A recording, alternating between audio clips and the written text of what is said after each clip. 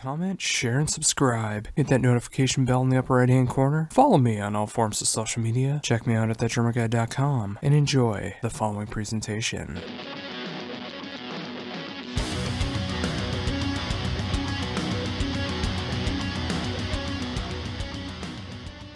Hey Josh, Hi, how you doing? I'm doing great. How are you doing? Yeah, very well indeed. Oh, awesome. Well, it's great to be able to catch up with you again and be able to talk about some brand new music that you got going on. Yeah, absolutely. Yeah, I'm never stopping at the moment. Yeah.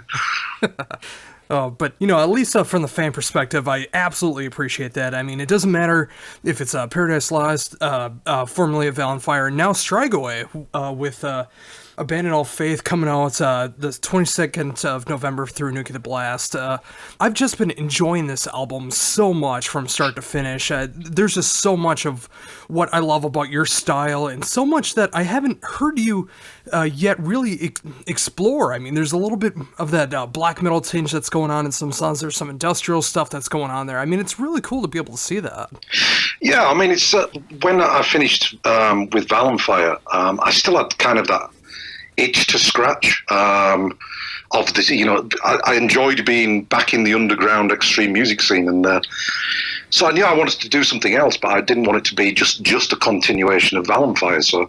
So yeah, I just kind of thought about other things that have influenced me throughout my life, and some of that early industrial and black metal stuff was kind of a big influence on me when I first started out. Godflesh was one of the first bands that I played live with, supporting them. And a lot of the early Bathory stuff as well. So yeah, it was nice to be able to incorporate that in and just experiment away, really. As far as the album goes, there's a lot of different types of stuff on there. There's 1 minute grindcore songs and 7 minute doom songs and everything in between, but I think we just tried to tie it all together with our brief to each other was that we wanted to have this feeling of foreboding or dread running through the album, and that's kind of how we've tried to tie it together. Oh, that's incredible, and that's what I love so much about your songwriting style, is that no matter what you try to accomplish with an album, it just always feels so complete in my eyes. And when you're able to do something as diverse as what's going on here, I mean, just like you said, I mean, there's some really short grindcore songs on there. There's some very great atmosphere in the doom metal songs that are going on there, doom and death, and it's just there's so much to appreciate on this album, and it just, even though it can be so diverse, it does fit together so very well.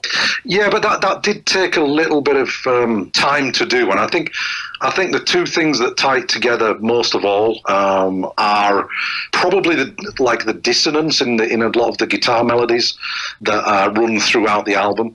And also, I think Kurt Ballou's done a great job of mixing it. I mean, you can't take that away. It sounds like the band's in the room with you, so that gels it together really well as well. Oh yeah, I mean, from that production standpoint, I mean, it fits so perfectly, and it can be a really hard thing to accomplish, especially when there's so many different genre changes that can go on throughout the album. And it's great to see that no matter what the tempo, what the style is going on, it flows together. I mean, this is the first record that I've actually recorded from start to finish, pretty much, and produced, because I've been building my own studio with live room and control room for the last few years, and I got it finished about a year ago, so this was the first thing that I did in there. So it was kind of like myself and Chris were almost recording it as we were writing it, so we knew exactly what we were doing with it and what kind of sound we were going for. And so I guess it didn't take that much time together by Kurt at the end, but it was just, we got these nice organic sounds. And I don't know, it just worked. I mean, it's the first time we've done that, and it's also the first time where I've had the lyrics first and then written the music to the lyrics, because I asked Chris to do the lyrics on this record. We discussed the songs at length beforehand, and then he would come back with some lyrics for a song, and then I would interpret them. And I wanted to do it that way because I wanted to get a feel for what the song was about, how it was going to play out.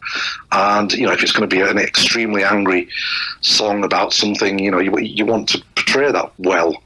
So yeah, there was a couple of elements to this record that I've never actually done in this way before. Oh, that is just so cool. I mean, between being able to have this as the first record done in your own studio to being able to write in a different way like that, being able to have the lyrics first and then being able to decide how you were going to interpret that musically. I mean, and of course, with this being the first album for Strigoi, I mean, it's so great to see that there were so many firsts with this album and the way that it turned out. Yeah, I mean, it's also part of the whole package for me with Strigoi, which is slightly different from anything else I've done. We talked at length about how we wanted to present this, and all the artwork as well, all the layout, the symbolism, it's all done by myself and Chris 50/50. We worked quite a lot on the imagery and how we wanted to look. From the artwork in the album to the video. I don't know if you've seen the Phantoms video, the first video released. It's on YouTube now. It turned out really great, and that's how we want to present it live as well. It's going to be, for want of a better word, more theatrical live than Valenfire was. Valenfire was kind of more street level, grassroots, almost crust punky type, chaotic thing live. And this is going to be more measured, and kind of that feeling of foreboding is going to come in there again. But I do have kind of a good cheese filter, so I've got to be wary of when we present this live, not overstepping that line, Oh, totally. And yeah, I was going to bring that up later about the Phantoms video. I mean, I really love the imagery that's going on behind that. And that's got me very excited to see what this is going to sound like in that live setting. I mean, if it sounds this good in the studio, I can only imagine how much better it's going to sound live. Yeah, because it's just a bunch of microphones capturing what we're doing. So it's going to be obviously a lot louder and a lot more possibly dynamic live as well. And going back to the imagery, I mean, it all started with one image that Chris had, and it was a face of a woman that he called the Ghoul, that I eventually turned into the cover of the album, which then we called the Phantom. And then when we did the video for Phantoms, we asked the director, we said, we want to include this character on the front of the album in the video as like a narrator. So if you watch the video and you see the guy reading from the book, that's meant to be the person on the cover of the album as well. It's this phantom that we've been trying to bring in as something that's a bit of a theme on the album. I was wondering if that was the case or not, because I was trying to see if there was any kind of connection to that. And that's so cool to see how much that vision really transpires, I mean, from the album cover to the music video, and I imagine the live setting as well. Yeah, I mean, a lot of it, we're talking about the live stuff now, how we're going to portray that, and there's a lot of good ideas flying around, but it is going to draw hugely from the artwork and from the video as to how we portray it live. Because we just think that all that imagery has worked really well and blends really well with the music. So, I can't see any problems with it, but just things like in the video as well, there's the Book of Truth, which the narrator is reading from, and that was an idea I just came up with one night, and it's basically supposed to be, the Book of Truth is like all religions in one book, supposed to be the truth, but it's actually lies, and it's just to try and entice people into joining this. In the video, there's 3 people turn up, and there's 4 that leave, but not many people picked up on that, and that's because they're kind of recruiting, if you know what I mean. So it's a lot of this album lyrically as well. We're kind of mimicking religion as well as complaining about it. Yeah, but I mean, I love seeing that ebb and flow that goes with that, though. I mean, seeing like the horror side of what can happen with religion, and then obviously with the title like Abandon All Faith, it's like trying to steer clear of all that and what can happen depending on the faith that you try to follow. Well, I've been atheist from quite a young age, really. But the older I get, the more militant my atheism becomes, the more angry I get about it. You would have thought it'd dissipate with age, but it's actually getting worse, because I kind of don't understand why we're in this position with it, in what should be kind of almost an age of enlightenment, scientifically speaking anyway. It's the most religion is the most divisive thing on this planet, whether you like it or not. Even within each religion that hates each other. they hate each other within the religion as well. You know, there's Sunni and Shiite Muslims killing each other. There's Protestants and Catholics killing each other. You know, it's just so divisive, and I just can't believe that it's still, you know, in the time that we're in, still leaks into politics and ethics and people's lives the way it does. I mean, even something like faith schools is a bizarre concept because it's just dividing children and sorting them into different things when they're at a young age. You know, there's no such thing as a Muslim kid or a Catholic kid. They're just kids, you know. So, yeah, I just want to pull the whole thing down, but I'm not going to do it through music. All I can do is complain about it. No, I completely understand about that. And living over here in the States, I mean, it seems like it's only grown more rampant over the last few years with everything that's going on. And yeah, I completely agree as well. I mean, we are just people, and when you have the faith and religion just tearing you apart, and that's all you believe in, and anyone that feels differently, I mean, there's so many people that have been murdered over it to this day, and it's unbelievable that it is still going on that way. Yeah. I mean, some of the songs on the album talk about different elements of it. Obviously, Abandon All Faith is fairly self-explanatory. But there's songs on there. There's one where we went to, it's called Enemies of God, and it's myself and Chris went to the Torture Museum in Amsterdam when we were on tour with Valenfire. And we were just amazed at the lengths that religious people have gone to think up ways of torturing people.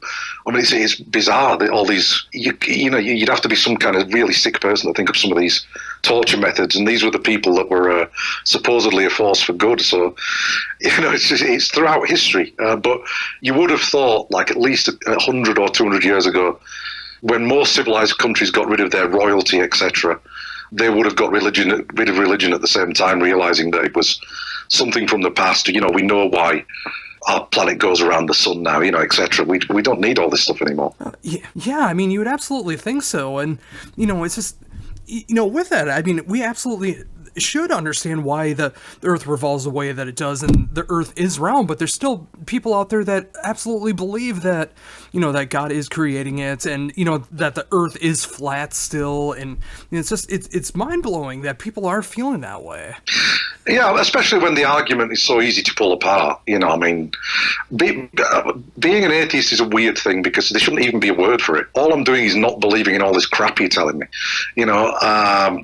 But unfortunately, there is a word for it. You know, I hate when people say I'm agnostic because that's just such a cop-out, because everyone's an agnostic. Nobody knows if a God exists or any God exists.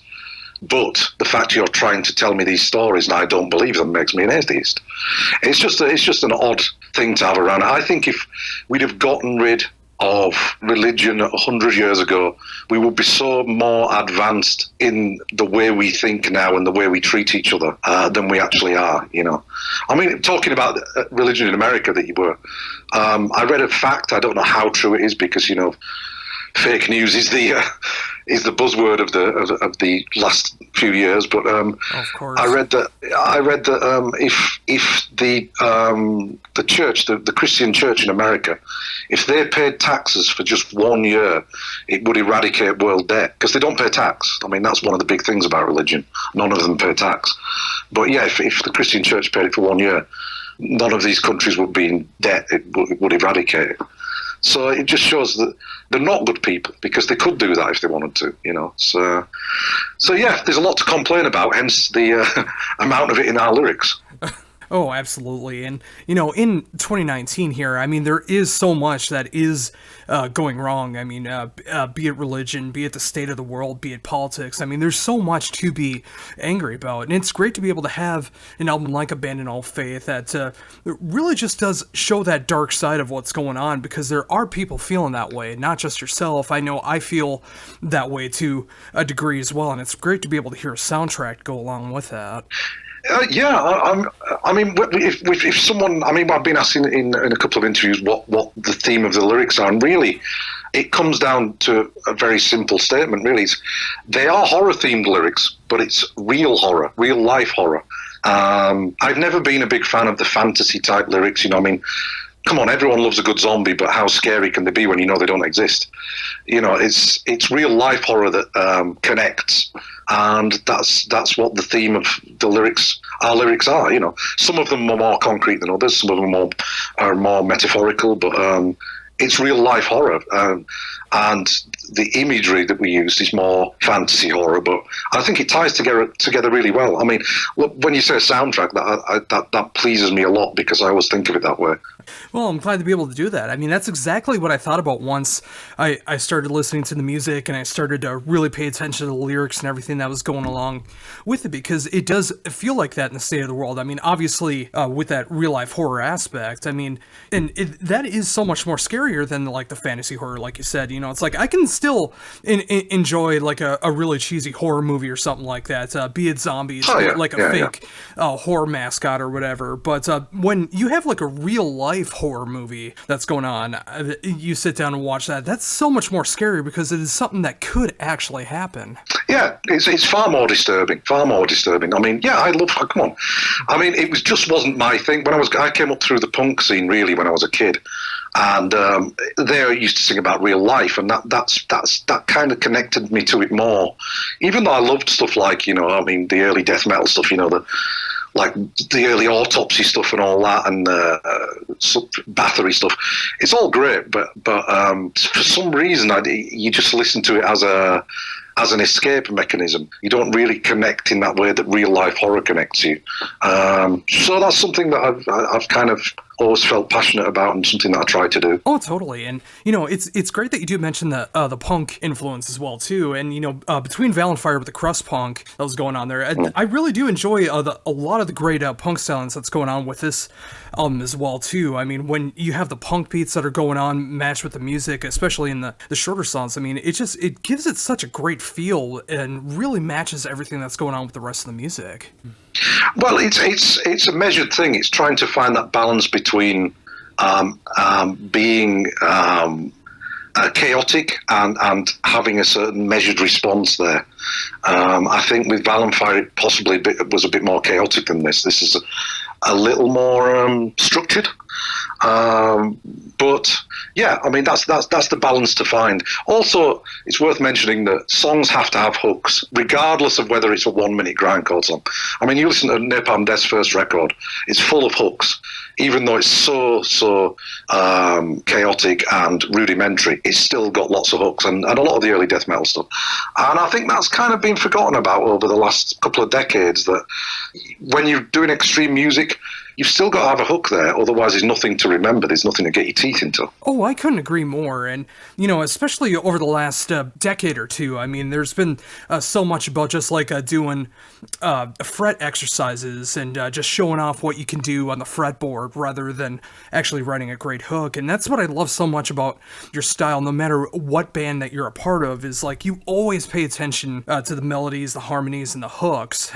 You know, that's what drew me into Paradise Lost when I first discovered the band, and that's what I loved about Valenfire, as chaotic as it got. And that's what I love about this album too, is because every single song does have that hook, and it gives you a reason to want to keep going back and listening to it. Yeah, possibly one other thing that I should mention about songs and albums in general is, especially in extreme music, is it's okay being as heavy as possible and being as chaotic as possible or being as slow as possible, but you have to have light and shade in everything for it to be effective.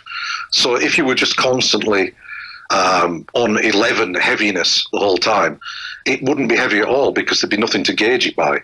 So you have to have this light and shade, and on this Strigoi record we've tried to do that, you know, even from the intro where it builds a mood and then it kind of ebbs and flows, and that's the way I think you get real heaviness across and real passion across and sinister moods across is by it coming back a little bit, you know, holding back a little bit and then pushing forward. You have to have that light and shade. Oh, I couldn't agree more. And, of course, everyone has their own definition of what heavy is. I mean, sometimes it's just a guitar tone. Sometimes it's about how fast you can play.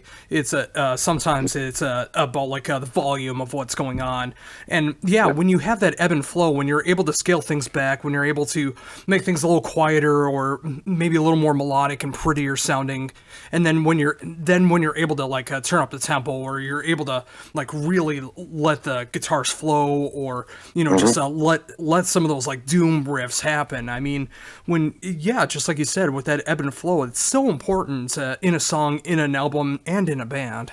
Yeah, I just think it keeps the listener engaged as much as the person who's writing the songs. I mean, that's probably why years ago people used to make mixtapes rather than just put album on after album, because sometimes you do get kind of, you've had enough of hearing like, I don't know, 4 10-minute doom songs in a row. Maybe you want to hear 10 minutes of grindcore, or maybe you want to hear something softer, whatever. But that's kind of how I approach records, and especially this Strigoi record. It's got to have room to breathe. Oh yeah, and with it, I mean, if it would have just been like a straight up doom metal album or straight up grindcore album or something like that, I might not feel as passionate about the album as I do now. And it is because of that ebb and flow. It is because of that conscious effort to make each song stand out. And then the track listing is so important on there too, because if you just had like all the doom metal songs at the end and all the grindcore songs in the beginning, it wouldn't have that great connection that it does with the way that it's laid out now.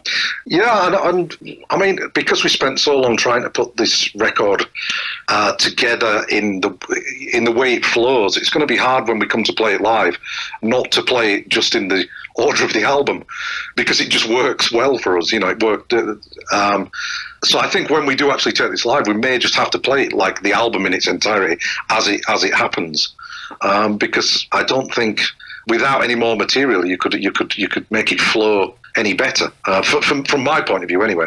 I mean, another listener might disagree, but from our perspective, this is how it flows best to us. Oh, absolutely. I feel that way as well. I mean, especially if you go from like start to finish, I mean, it's under that 45-minute main support slot time on there. So, I mean, like if you get like a smaller set, of course, cutting out a song or two or something like that, but it does feel like a live set in a studio form. I mean, it starts off great, it finishes so strong, and everything in between is meant to be there. I mean, if that's the way that it happens, where it's playing the album in its entirety, I mean, sign me up. I would love to see that.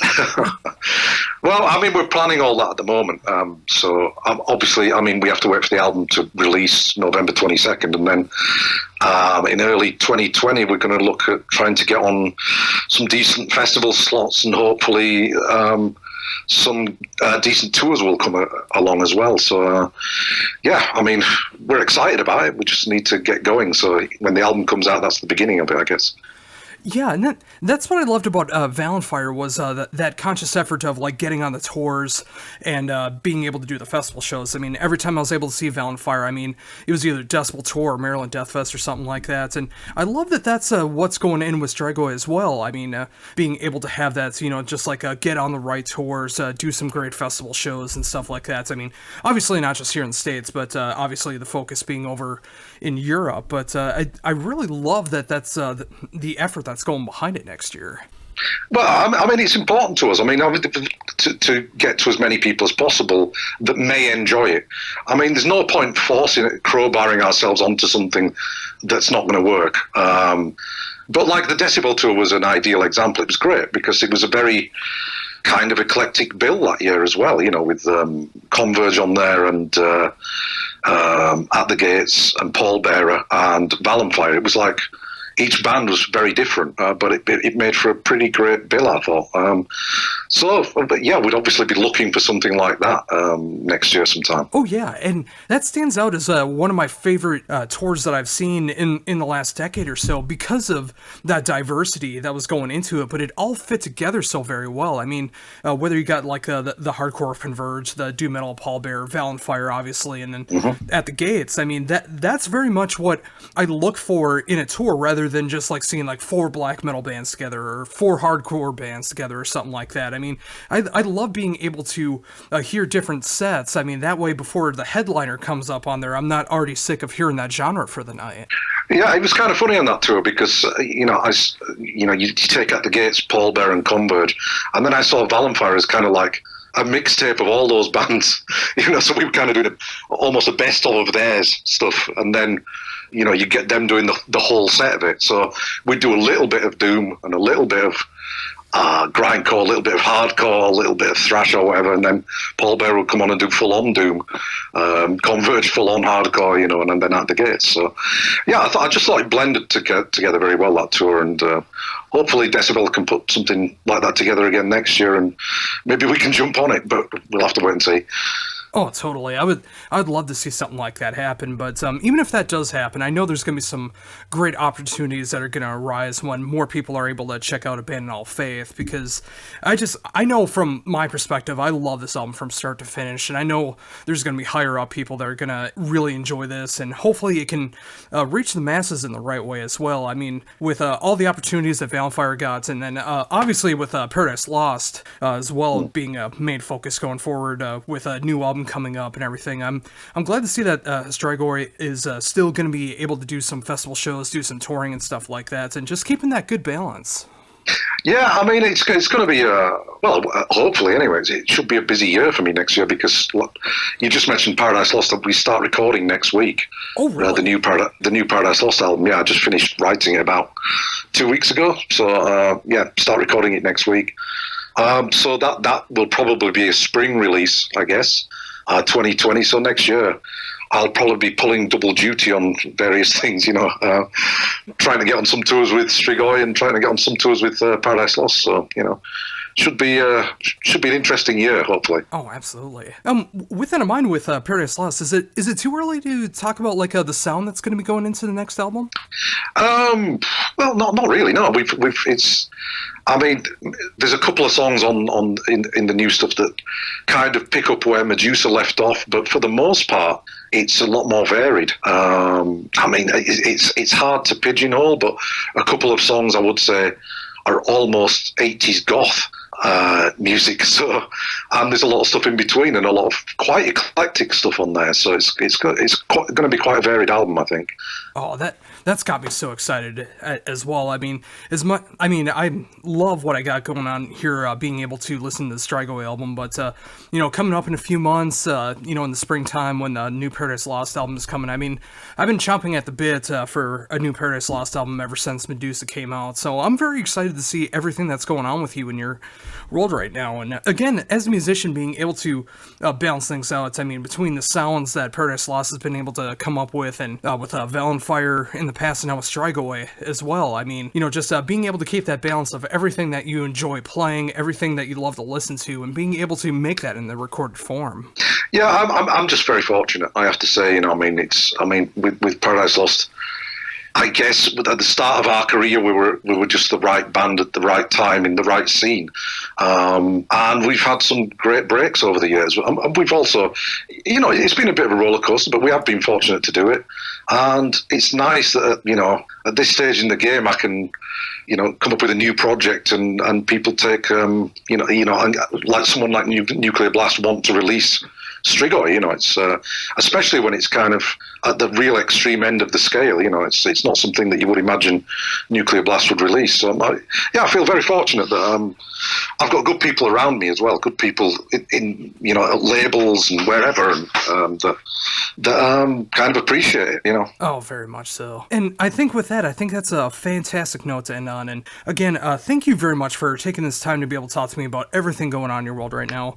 And of course, the debut album from Strigoi, Abandon All Faith, coming out November 22nd through Nuclear Blast. I love this album. It's easily one of my favorite albums of the year. I love listening to it from start to finish so much, and just getting entranced by what's going on with it, with thematically, lyrically, musically, watching the videos, everything to look forward to in the future. Getting a little bit of insight going into the next Paradise Lost album. That's awesome to see. It's you guys are going into the studio next week for it, and it was great to be able to catch up with you and see everything that you got going on. Well, thanks, Josh, and that's high praise indeed. So yeah, an album of the year. That's pretty good. Good going. But still a couple of months to go yet. There could be something absolutely superb comes out. Well, that is very true, but just like for the times that are going on right now, like in the music world, out in real life, everything that's going on, it feels like this was the perfect album to come out at the right time. And I thank you and Chris so much for being able to come up with this album and being able to share it with the masses. Well, thanks, mate. That's it's good when people appreciate it and understand what it's meant to be. It's so yeah. All I can say is thanks for that.